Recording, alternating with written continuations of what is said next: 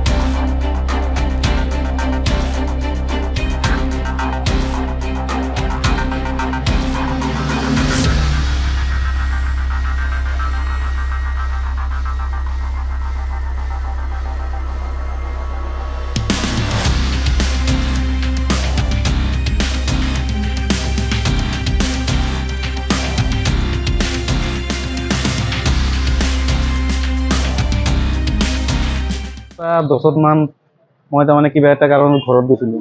তেতিয়া মোৰ ভাগিন আছিল দোকানত। তেতিয়া ভাগিন থাকোঁতে এটা অচিনাকি মহিলা মানুহ এটা আহিছিল। অহাৰ পিছত লাভা মোবাইল খুজিলে ভাগিনাৰ পৰা। খোজোতে লাভা মোবাইল এটা ওলাই দিওঁতে 30 ছেকেণ্ডৰ ভিতৰত মানে মোবাইলটো ইয়াৰ পৰা এটা মোবাইল আছিল অপো A18। 30 ছেকেণ্ডৰ ভিতৰত মোবাইলটো চুৰি কৰি লৈ গ'ল। তাৰপিছত মই কি কৰিম, তাৰপিছত CC কেমেৰা ভাগিনাক সুধিলোঁ ইয়াৰ পৰা মোবাইলটো কি হ'ল। তাৰপিছত সেইটোতো নাজানো। তাৰপিছত মই CCTV ফুটেজটো চালোঁ।